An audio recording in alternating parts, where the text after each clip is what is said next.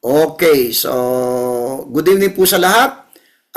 Tayo po ay manalangin po sa ating Panginoon ngayong gabi. Let's pray. Dakilang Diyos, maraming pong salamat po sa gabing ito.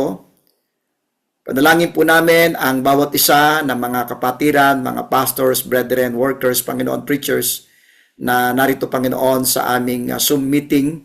Dalayan ko, Lord, na muli po kami po ay magpapatuloy dito sa pagtatalakay na important contrast in the Bible at patuloy kami po ay bigyan nyo ng karunungan, understanding, bigyan nyo kami ng understanding so that Panginoon ay makuha namin lalo na po itong isa na namang napakalagang contrast na aming matututunan ngayong gabi at kaya tulungan nyo po Panginoon ako ang inyong lingkod at kayo po ang talagang magturo sa amin lahat dito sa bagay na to Panginoon. Purihin kadakilang Diyos sa pangalan po ni Jesus.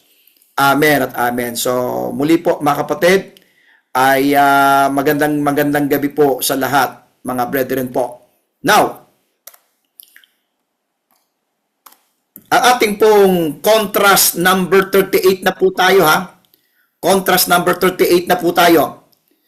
The faith of Christ versus the faith in Christ. Yan ba'y pareho? Yan ba'y magkaiba? Okay, ulitin ko po. Contrast number 38 na po tayo. The faith of Christ versus the faith in Christ. Understanding the different through right division. Unawain natin ito, ang pagkakaiba ng the faith of Christ versus the faith in Christ. Okay? Let's go to point number 1. Why this difference matters. Bakit po itong faith of Christ at saka faith in Christ, marahil iba sa inyo ay hindi nyo po napapansin po ito sa Bible. Okay? At bakit mahalaga ito, mga kapatid? Why is this difference matters, no? Bakit po mahalaga po itong bagay na to?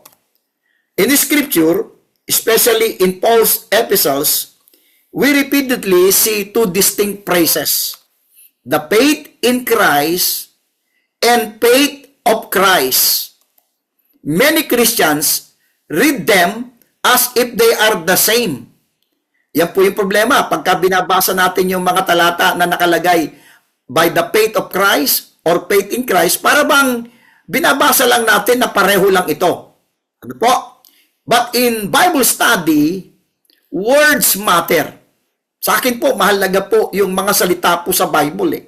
Okay? Binabantayan ko po yung mga salita lalo na kapag merong comparison at pagkatapos yung iba ay yung kino-compare mo merong pagkakaiba ng pagkakasalita.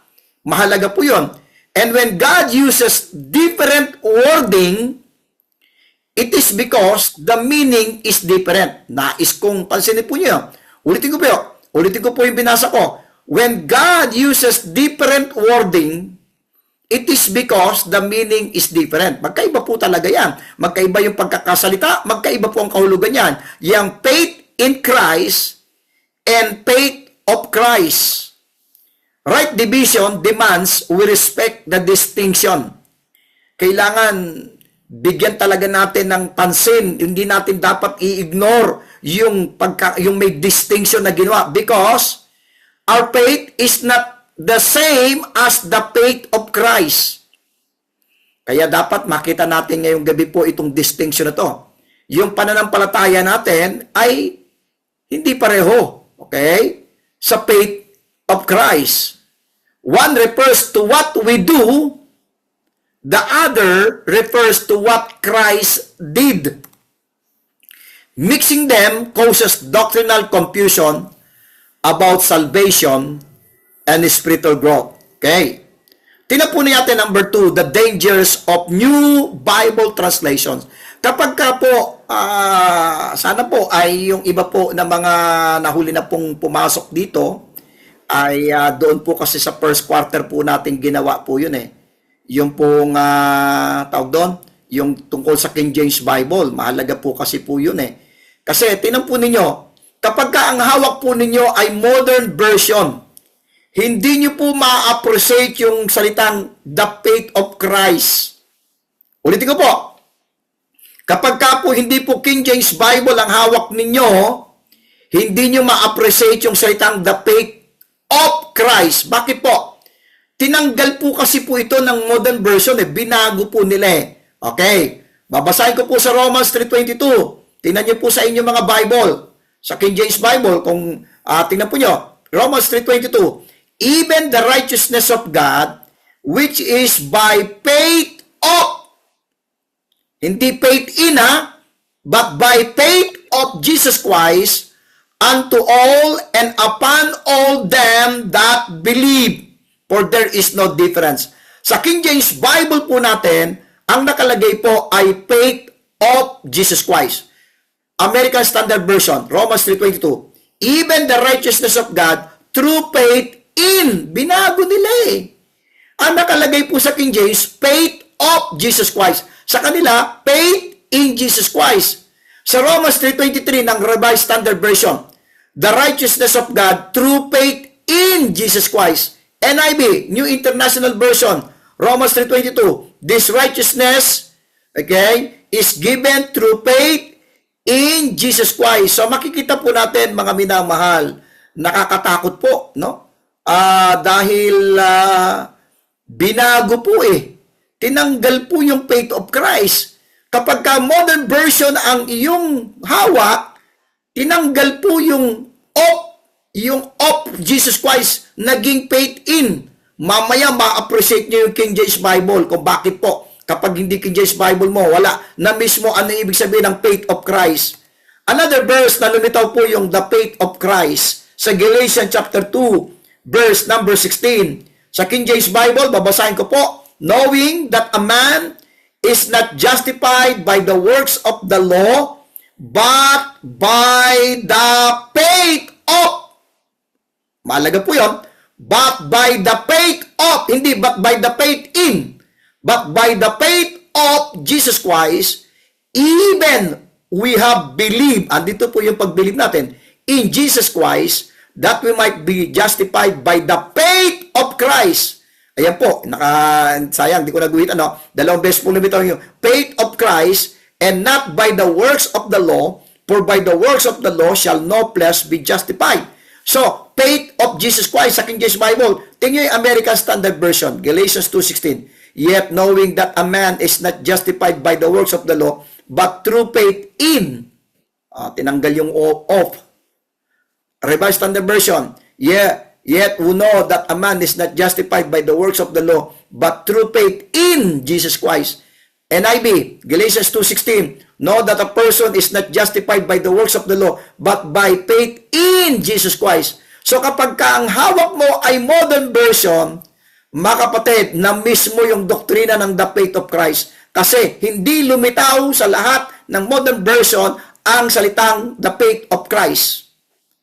Tinanggal po nila, binago nila yung faith of, nilagay nila ng in. O another po, Philippians 3:9. Let's turn to Philippians chapter 3 verse number 9. Ito po, Philippians 3:9. And being found in Him, not having mine own righteousness, which is of the law, but that which is through the faith of Christ, the righteousness which is of God by faith. So makita ninyo, faith of Christ. Anong ginawa ng American Standard Version, ng Modern Version? And be found in Him, not having a righteousness of mine own, even that which is of the law, but that which is through faith in Christ. Nakita nyo? And then RSV, Philippians 3:9. And be found in Him, not having a righteousness of my own, based on law, but that which is through faith in Christ. Talagang wala, mga kapatid. Binago talaga nila NIV, Philippians 3:9.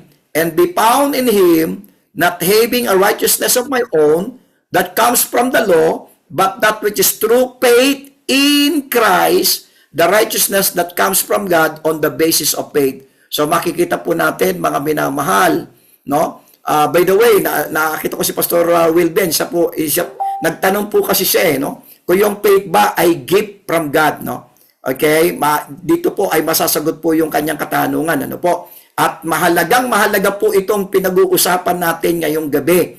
Yung pagkakaiba ng faith of Christ and the faith in Jesus Christ. Ano po? Mahalaga po yung bagay po na yan, mga kapatid. Okay? At ang ginawa ng modern version, makinig po kayo, Mige, tinanggal nila yung the faith of Christ. Imagine po ninyo mamaya kung ano yung na mismo kapag ka modern version ang yung hawak-hawak, na mismo yung pinaka-importanting dahilan kung bakit tayo na-save. Itong the faith of Jesus Christ. Now, let's go to number 3. Definition of each phrase. Bigyan natin talaga ng definition itong the faith of Christ and the faith in Christ. Let's go first to the faith in Christ. Ito po yung our faith. Ito po yung pananampalataya natin eh. Okay? Yung ating pag-believe, yung ating pagsampalataya kay Kristo. Meaning, our act of believing in Christ for salvation. Ito po yung ating pagsampalataya, pag-believe kay Kristo para sa kaligtasan. This is the human response. Ito po yung naging response natin, yung faith in Christ. Ito po yung ating naging response nung narinig po natin yung gospel at ang naging ating tugon ay pananampalataya. This is what we exercise when we trust the gospel, yung faith in Christ. Basahin po natin yung mga references na to, Acts chapter 24, na faith, tayo po ay nanampalataya, no? Faith in Christ. Acts chapter 24, verse 24 po tayo. Magsabra natin mga Bible. Sana po, sinasamahan niyo po kung binubuksan po ang mga Bible, mga kapatid. Sa akin po, mahalaga po. Pag ako nagtuturo ay binubuksan niyo yung mga Bible ninyo dahil may mamimiss po kayo kung nakikinig lang po kayo dahil may mga salita din na maganda na nababasa ninyo, mga kapatid.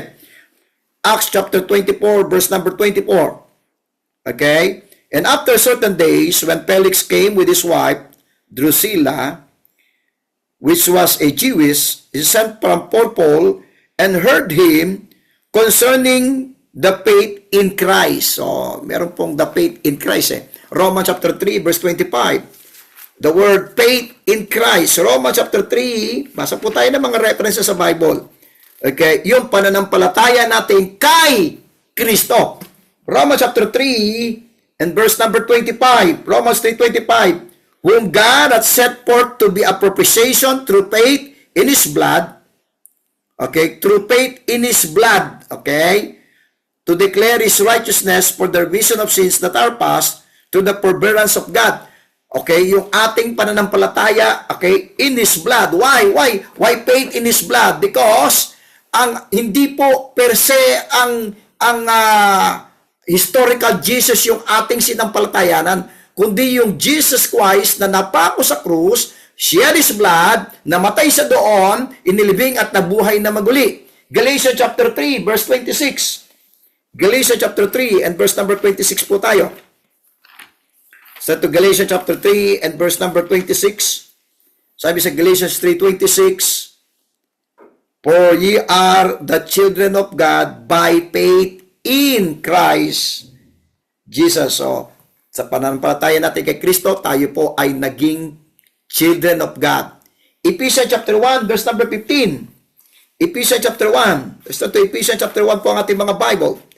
Ephesians chapter 1, verse number 15.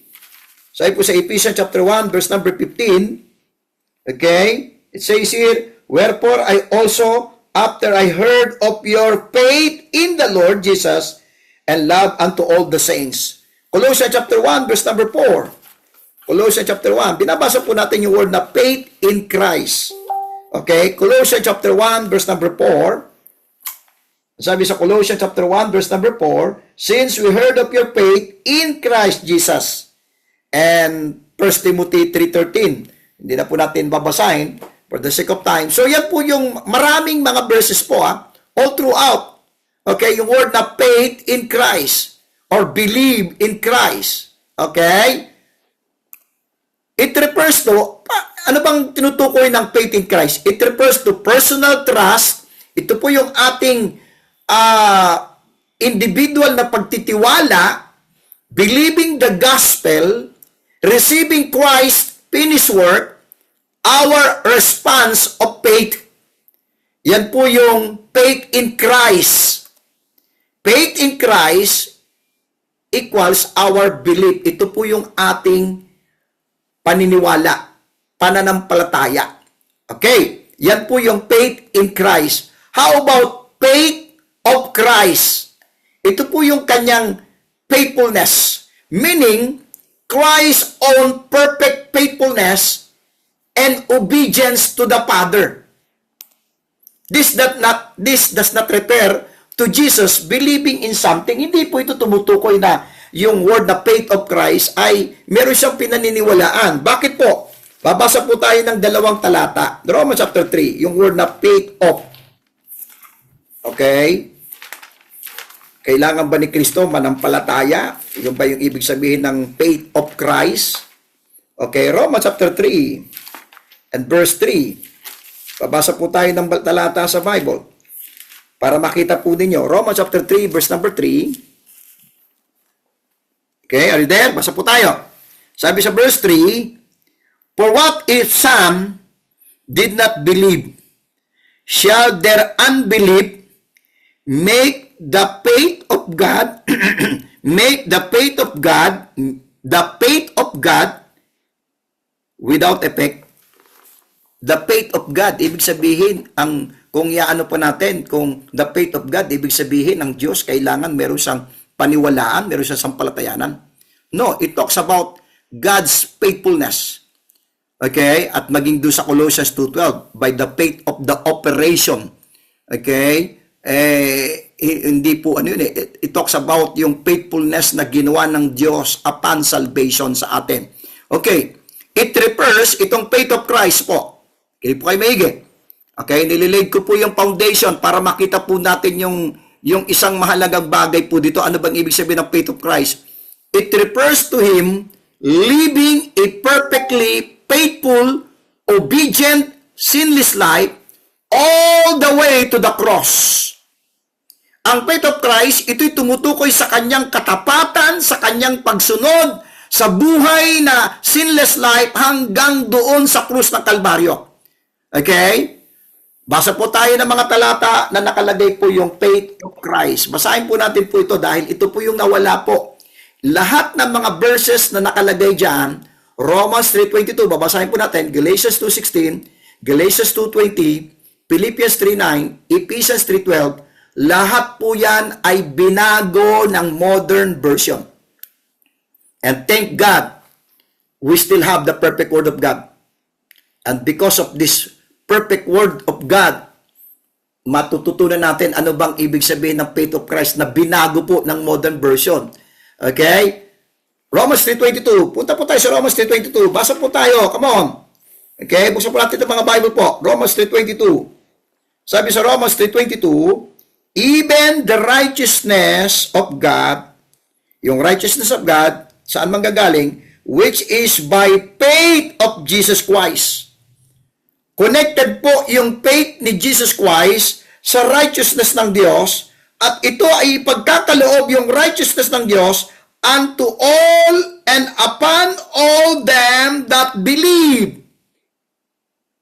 For there is no difference. Galatians 2:16, nag-appear po yung the faith of Christ. Romans 3:22, Galatians 2:16 po tayo. Sige po.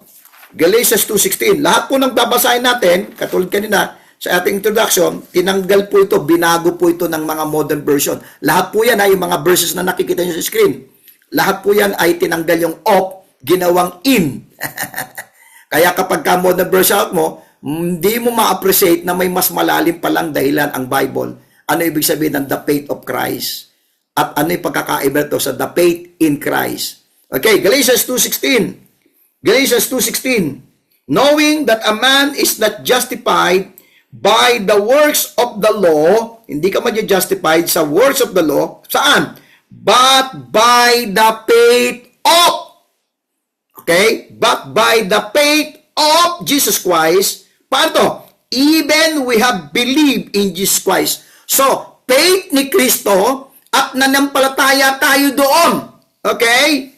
Okay? That we might be justified by the faith of Christ. So, ang nagbigay ng justification sa atin, biblically speaking, yung faith ni Kristo. Okay? Sabi niyan, that we might be justified by the faith of Christ and not by the works of the law, for by the works of the law shall no flesh be justified. Chapter 2, verse 20. Verse 20.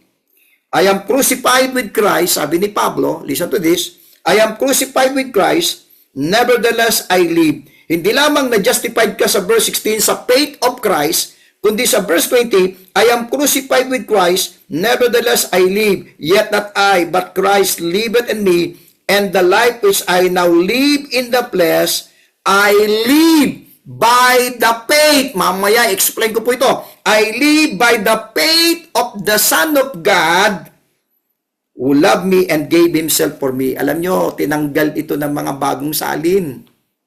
Ang halaga pala nito, ito po yung nag-justified sa atin. At ito po yung nagsasanctified sa atin, yung faith ni Kristo. Philippians chapter 3, verse number 9. Philippians chapter 3, verse number 9. Philippians chapter 3, verse number 9. Sabi po sa Philippians 3:9, and be found in Him, not having mine own righteousness, which is of the law, but that which is through the faith of. Faith of, ha? Sa modern version, faith in, tinanggal eh. Okay? Faith of Jesus Christ, faith of Christ, the righteousness which is of God by faith. Kaya na-impute po sa atin yung righteousness na yun eh, because of the faith of Christ. Ephesians chapter 3, verse number 12. Kita ninyo, daming mga talata na tinanggal, binago ng modern version. Ephesians chapter 3, verse number 12. Ephesians 3:12. Last verse na the faith of Christ. Ang sabi sa verse 12, Ephesians 3:12, in whom we have boldness and access with confidence. I want you to note that. With confidence by the faith of Him.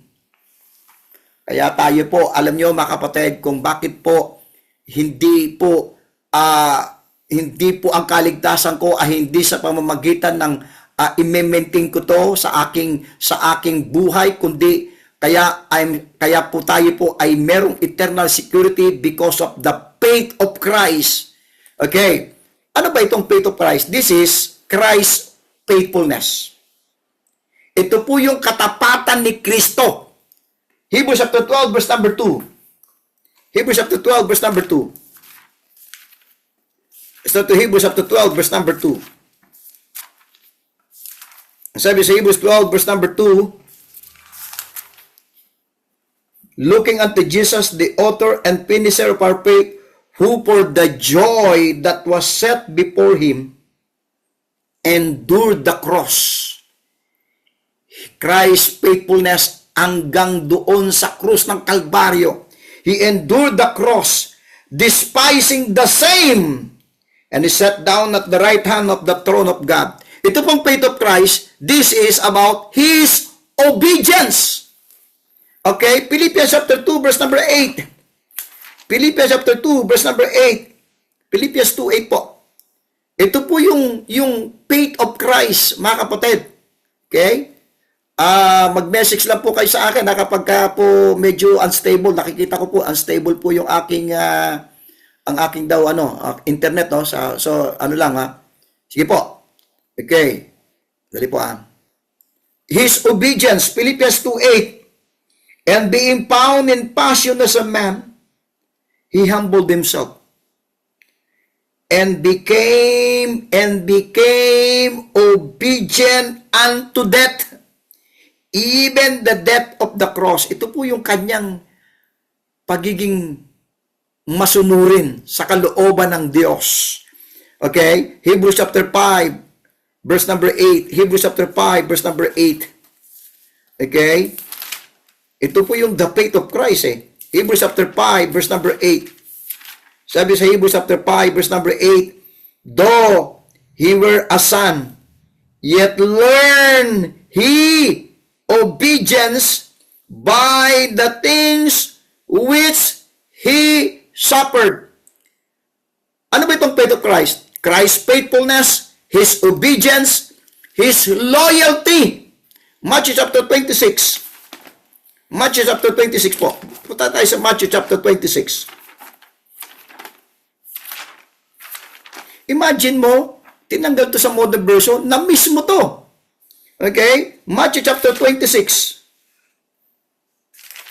Verse number 39, doon sa Garden of Gethsemane, kung saan ay nanalangin ang ating Panginoon. At ano yung prayer niya? Sabi niya, and He went a little further, and fell on His face, and prayed, saying, O my Father, if it be possible, let this cup pass from me. Nevertheless, not as I will, but as thou wilt. 3 beses niya po yung sinabi dyan. His loyalty, His perfect walk, yung kanyang buhay na dalisay ng walang kasalanan. Hebrews chapter 7 verse 26. Hebrews chapter 7. Tingnan po natin. So, yan po yung the faith of Christ. Christ's faithfulness, His obedience, His loyalty, His perfect walk. Hebrews chapter 7 verse 26. Sabi po sa Hebrews chapter 7 verse number 26. Says in chapter 7 verse 26, for such an high priest became of us, talking to the Lord Jesus Christ, who is holy, harmless, undefiled, separate from sinners, and made higher than the heavens. His perfect walk, His submission to God's will. Okay? His perfection, which becomes our righteousness. Hindi po maibibigay, hindi po mai-impute ni Kristo yung kanyang righteousness kung hindi po siya namuhay na perfect sa mundong ito. Kung hindi po siya nagpasakop sa kalooban ng kanyang Ama. Okay? Kaya po, in totality, ito po yung faithfulness ni Kristo para sa kanyang misyon na gawin ang kaligtasan ng sangkatauhan. Amen. Faith of Christ is equivalent to His perfect obedience to God the Father. Amen. How these two work together in salvation?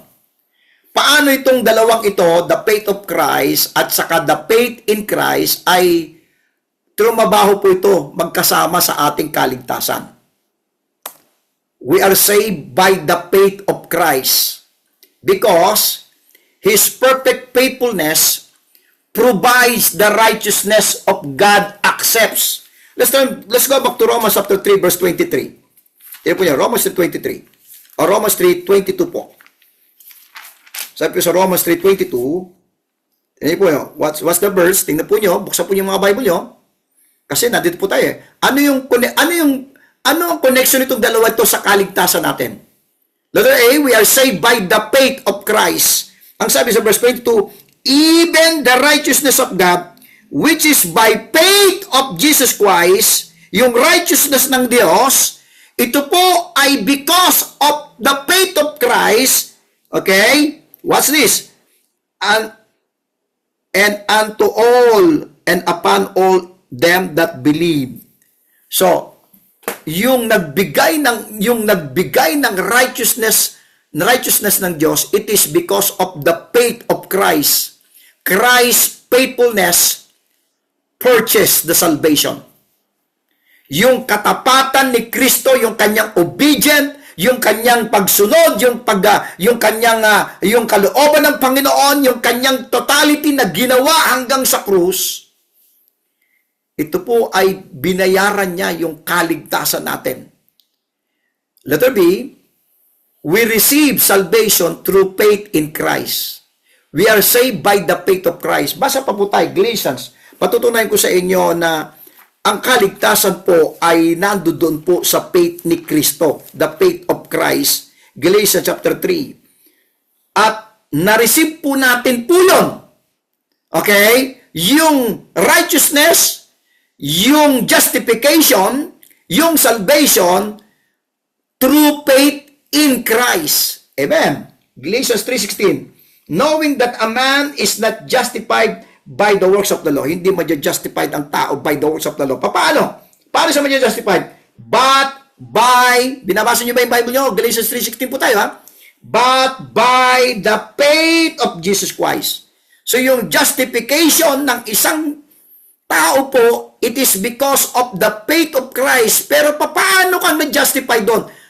Ang sabi diyan, that we might, sabi diyan, that by the faith of Jesus Christ, even we have believed, okay, in Jesus Christ, that we might be justified by the faith of Christ. So, we are saved, we are justified by the faith of Christ, and we receive salvation, we receive justification nung tayo po ay nanampalataya kay Kristo. Our believing is simply the means by which we receive what His faithfulness already accomplished. Yung pagpaniwala natin, yung pagtiwala natin, yun yung naging dahilan kung bakit natanggap natin yung faith ni Kristo na yung kanyang na-accomplish mula dun sa kanyang earthly ministry hanggang sa cross. Christ accomplished it, we simply believe it. Kaya nga po ang kaligtasan natin hindi sa gawa eh. Alam nyo bakit? Kasi si Kristo na po ang gumawa nun eh. Meron na pong nagtrabaho para sa kaligtasan natin. Okay? That's why Christ accomplished it. We simply believe it. Amen. Amen. Okay? Sandali, ano ko po muna po yung yung video ko para baka nakaharang po dito sa ating PowerPoint. Okay? Okay. Let's go to number 5, practical illustration.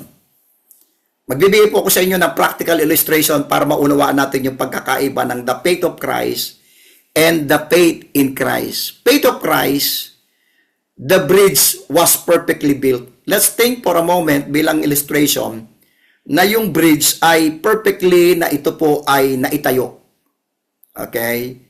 Walang halong ghost project. Okay? Perfect yung pagkakagawa nung tulay. Okay? Hindi substandard. Okay? Okay? Perfectly built. Yan yung represent sa faith of Christ. Okay? All the engineering, construction, safety, strength, and perfection belong to Him. Okay? Na kay Kristo lahat. How about faith in Christ? You choose to walk on the bridge. Amen. Ito po yung practical illustration. No? Si Kristo po yung bridge na was perfectly built. Okay? At ito po ay matibay, maayos, safety, perfect ang pagkakatayo. Yung faith in Christ, ikaw ay lalakad doon sa bridge na yon. You don't build it. Hindi mo kailangang magtayo ng bridge. You don't improve it. You simply trust it. Okay? Yan po yung practical illustration na pwede kong ibigay sa inyo ng pagkakaiba ng faith of Christ and faith in Christ. Okay? Let's go to number 6. Theological difference. Right division tayo dito ngayon. Theological difference. The faith of Christ. Ito po ay false revelation. Okay? Nakita natin ilang beses pong lumitaw yung the faith of Christ. 5.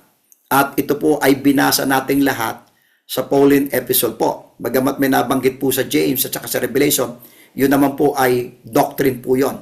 Yung faith of Christ doon. Pero ito po ay, we're talking about false revelation. Only in Paul's epistle do we find this phrase. It is part of the mystery, revelation of God's righteousness being imputed to believers.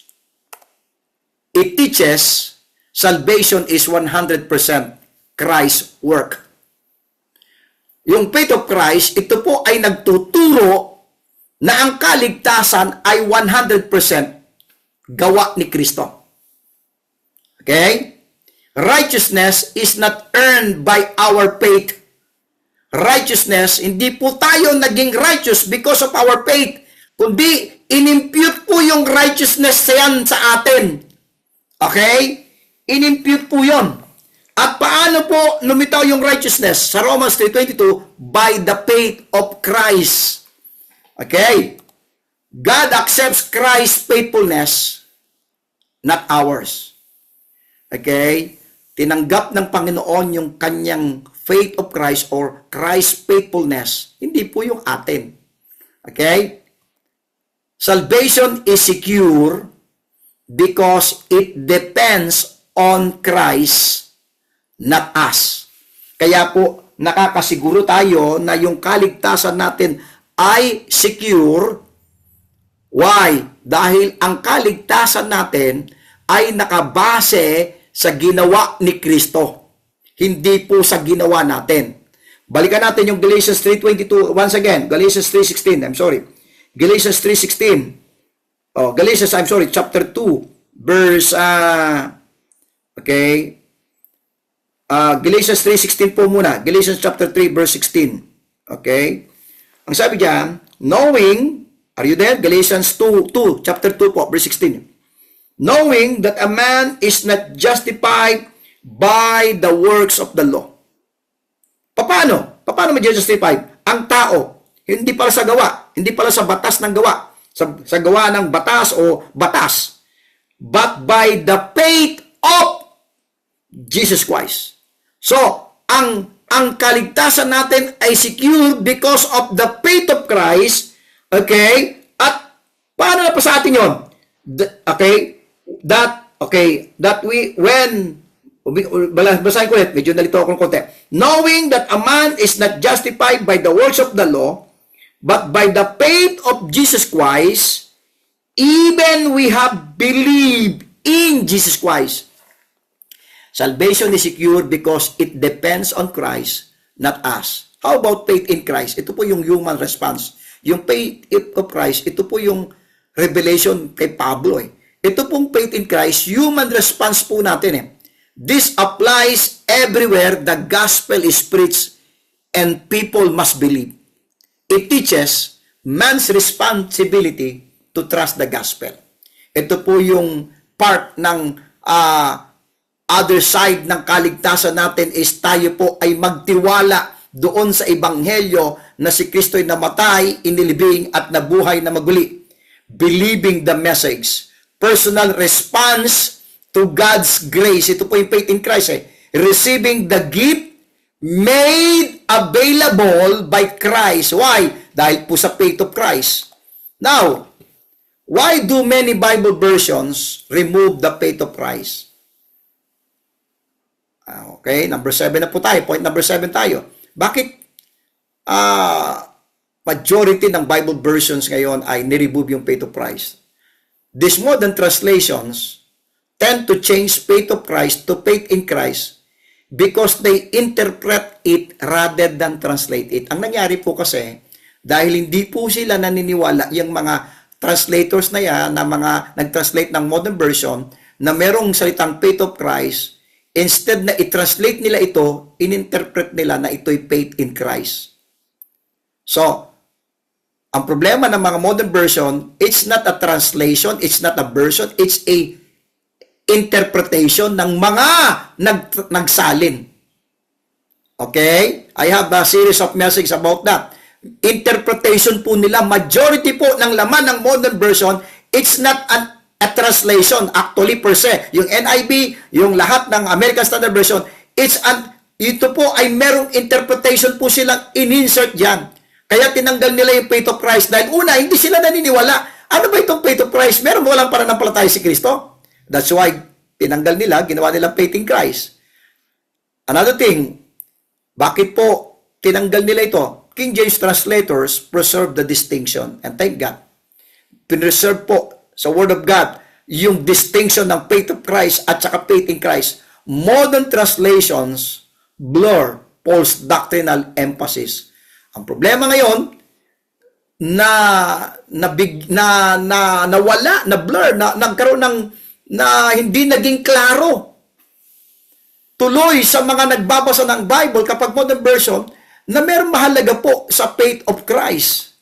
Right division relies on keeping God's distinction clear. Kaya po dito po sa ating important contrast in the Bible.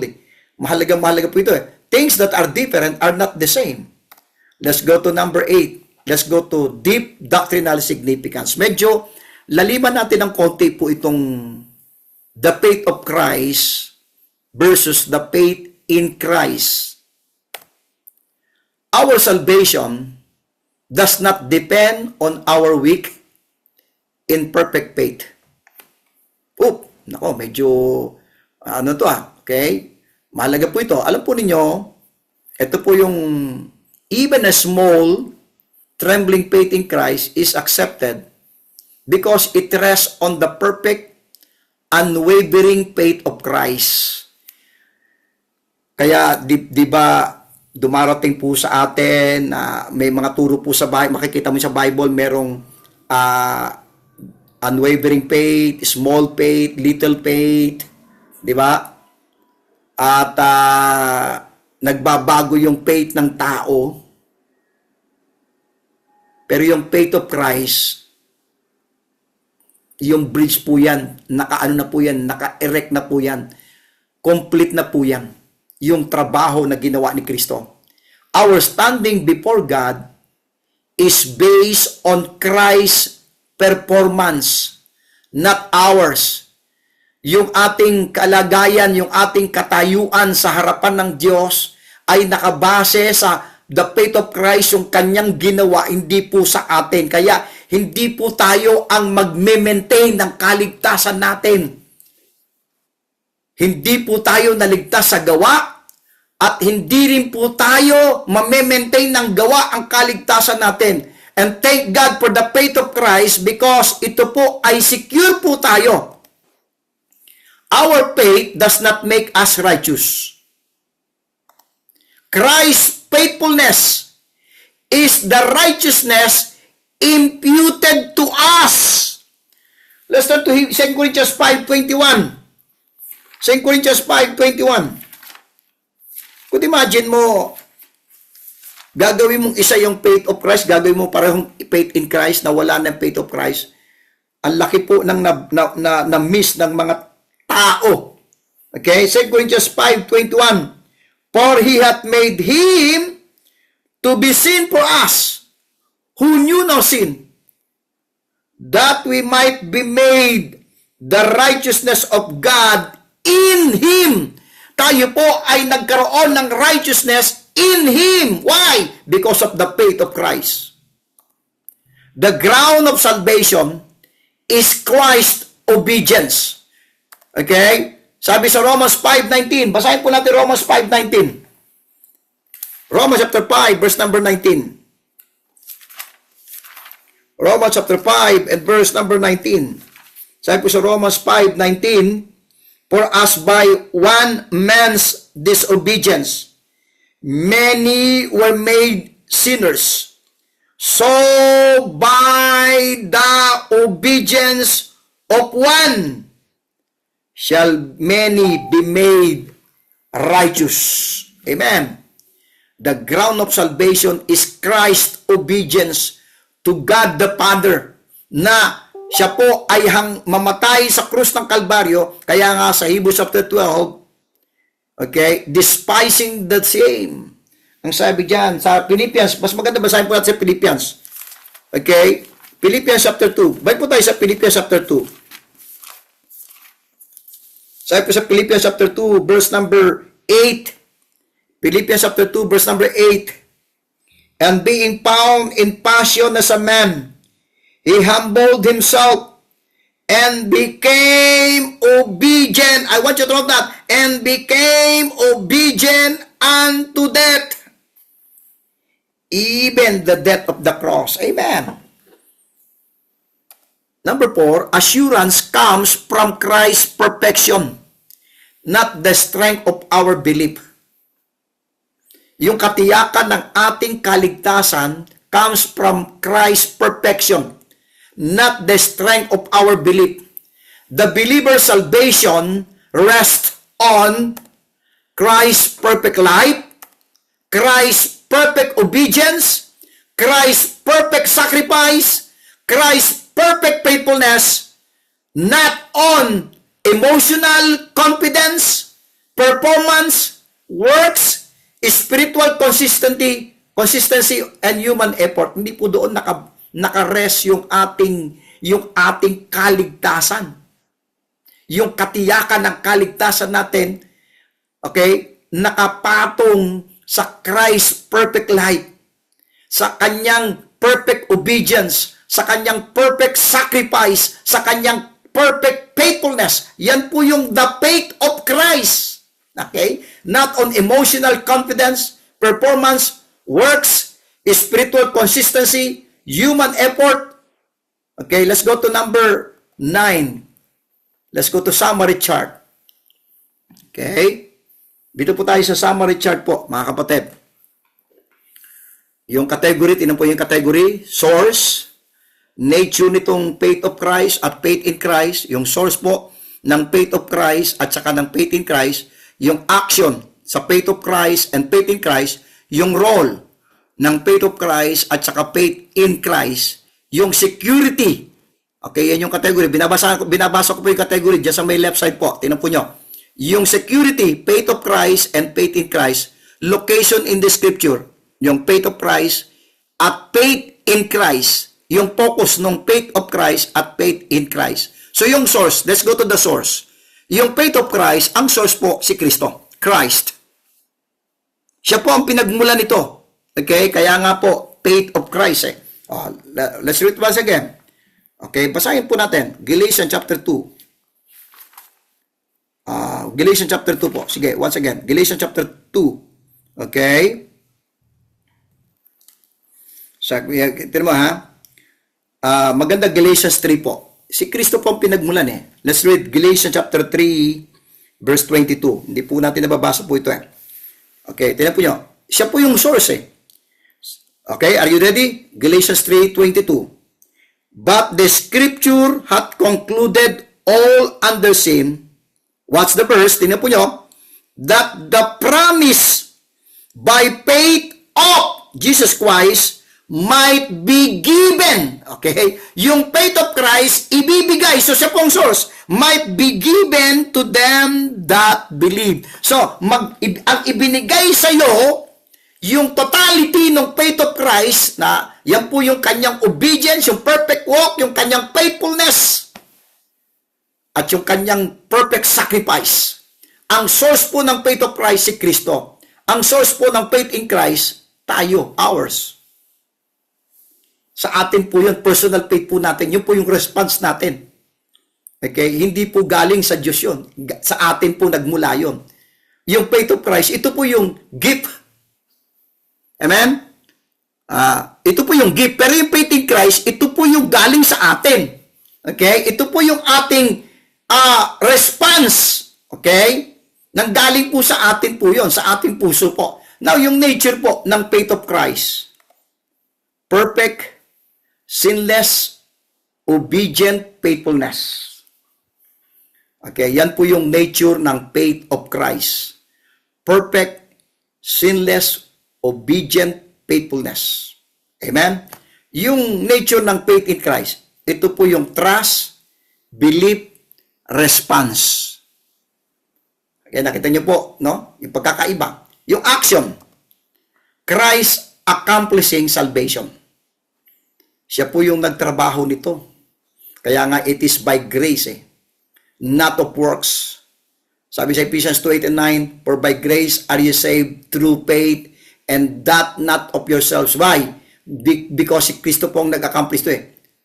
Not of works. Why? Because ang faith of Christ, Christ accomplishing salvation. Ano yung action natin sa faith in Christ? Man receiving salvation. Ang ginawa lang natin, tinanggap natin yung kaligtasan na tinrabaho ni Kristo. Yung role nitong faith of Christ, grounds salvation. Ito po yung pinaka-grounds. Ito po yung pinaka-foundation. Sa faith in Christ, ano yung role? Accept salvation. Tayo po yung tinanggap natin yung kaligtasan na ginawa ni Kristo. Security. Unchanging. Hindi po nagbabago yung faith of Christ. Pero yung faith in Christ can grow or waver. Lumalago ito yung faith natin. Or minsan nagwe-wave. Kaya po, hindi po nakasalalay yung kaligtasan natin sa ating buhay. Kasi po, kapag nakasalalay po sa atin, paano yung mga panahong nangihina ka? Nagkukulang ka na ng pananampalataya, ibig sabihin na lose ka ng salvation. Yan po yung pagkakaiba ng faith of Christ at saka faith in Christ. Location in Scripture, yung faith of Christ, exclusive to Paul. Ito pong yung faithfulness, obedience, okay? Kasi meron pong faith of Christ sa James at saka sa Revelation. Yan po ay yung faith of Christ doon ay doctrine. Okay? Pero dito sa Pauline epistle, ito po ay exclusive to Paul. How about faith in Christ? Found throughout Scripture, even in the Old Testament. Okay? Maging sa Hebrews 11, the faith. Okay? By faith, Moses, makita nyo? Yan po yung faith in, okay? Focus, yung focus po ito, Christ's work. Yung faith of Christ, nakapokus po sa ginawa ni Kristo. Yung faith in Christ, yung focus ng faith in Christ, our trust in His work. Okay? Yung pagtitiwala natin doon sa katapusan, doon sa kakumpletuhang ginawa niya na siya'y namatay, inilibing, at nabuhay na maguli. I hope nakikita niyo po yung ang pagkakaiba ng faith of Christ at faith in Christ. Final summary po. Point number 10. Last na po tayo dito. Final summary na po ito. Faith of Christ. Christ's own faithfulness, obedience, and perfection. The reason salvation is possible, the righteousness imputed to us. At nakita natin sa Romans 3:22, the righteousness of God because of the faith of Christ. Okay? Faith in Christ, our believing response. The way we receive salvation. Ito po yung paraan para natanggap natin yung kaligtasan na ginawa ni Kristo. So yung faith of Christ, yan yung faithfulness, obedience, and perfection ni Kristo. Yung faith in Christ, ito po yung ginamit natin para matanggap natin yung kaligtasan, nanampalataya tayo sa Kanya. Sa kakumpletong ginawa niya. Yun yung faith in Christ. Yung faith of Christ, ito yung totality ng ginawa niya. Yung Kanyang faithfulness, yung obedience niya, yung perfection niya. They are related, but they are not the same. Related sila pagdating sa kaligtasan, pero hindi sila pareho. Okay? They are related, but they are not the same. Christ's faithfulness provides salvation. Our faith receives salvation. Amen. Yung faithfulness ni Kristo, yun yung nag-provide ng kaligtasan. At yung faith natin sa Kanya, natanggap natin yung kaligtasan. I hope na nakita po natin, mga kapatid po, yung pagkakaiba nito. And I hope na nakita po ninyo yung bagay po na to, mga minamahal, yung pagkakaiba ng faith of Christ and faith in Christ. So sa Thursday, hopefully, pag-pray po ninyo, kasi po bukas po ako po ay merong activity bukas sa mga public schools po. Meron po tayong pe-present po doon. So i-pray for me.